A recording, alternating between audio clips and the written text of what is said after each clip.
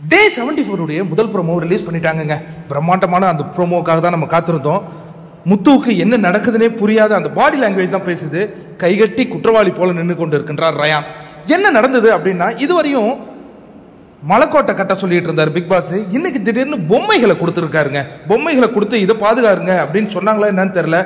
இந்த 2 பெண்களும் ஆடுற அந்த ஆட்டம் வேற லெவல்ல இருக்குதுங்க. யாருன்னா அன்ஷிதான், பவித்ரா வேற லெவல்ல அவங்களுடைய, அதாவது அந்த வில் பவர் அப்படின்னு சொல்லுவாங்கல்ல, வில் பவரை அவங்களால முடிஞ்ச வரையும் வெளிப்படுத்துறாங்க. 2 டீம் சேர்ந்து தாக்குறாங்க. அப்படி இருந்தாலும் இதுல என்னன்னா, ஜெஃப்ரிக்கு வந்து ஆல்ரெடி கை இன்ஜுரி, வேற லெவல்ல பிளே இல்ல, முடியலங்க. அதுலயும் எவ்வளவோ போராடி ஜாக் வந்து ஒரு பொம்மையை தான் எடுக்கிறாங்க, இன்னொரு பொம்மையை எடுக்கவே முடியல. ரயான் சொல்றாரு, ஒண்ணுதான் எடுத்திருக்கேன், இன்னொன்னு எடு அப்படிங்கிற மாதிரி கட்டளை இடுறாரு. ஏன்னா ரயானோ முத்துவோ வந்து இவங்களுக்குள்ள பாய முடியாது, ஏன்னா 2 பெண்கள் ஆடிட்டு இருக்காங்க, அது புரியுது. இன்னொரு பொம்மை எங்க அப்படின்னா அது பவித்ரா கையில இருக்குங்க. அதுக்கு பிறகும் வந்து என்னென்னமோ பண்றாங்க.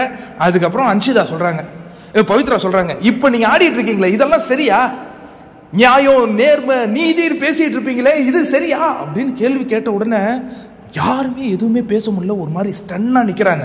அதுக்கப்புறம் இன்னொரு பொம்மை இருக்கு. உடனே அன்ஷிதா சொல்றாங்க, இவங்க ஆடின அந்த கேவலமான ஆட்டத்துக்கு இவங்க நம்ம கிட்டே இருந்து எடுக்கக்கூடாது பவி, தூக்கி எறியாத அப்படின்னு உடனே தூக்கி எறியறாங்க அந்த பொம்மையை.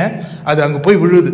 இப்ப நமக்கு இந்த ப்ரோமோல இருந்து ஒரு விஷயம் தெரிஞ்சிருச்சு, கூட்டணி ப்ளூ டீம் எல்லோ டீம் தொடருது. ஏன்னா நடுவில் வந்து அவங்களுக்குள்ள ஒரு நம்ம சேர்ந்து ஆடலாமா வேணாமான்னு ஒரு யோசனை வந்தது இல்லையா. ஆனால் 2 அணியிலும் சேர்ந்து அந்த 2 பெண்களை அட்டாக் பண்ணியிருக்காங்க. அவங்களால முடிஞ்ச வரைக்கும் சேவ் பண்ணுறாங்க. அப்புறம் தூக்கிக்கிட்டு போங்கடா இந்த பொம்மைன்னு பொம்மையை தூக்கி போடுறாங்க. இதை எடுத்துக்கிட்டு போய் அவங்க ஜெயிக்க வேண்டியதான். ஆனால் அந்த வெற்றி பெருசாக பேசப்படாது.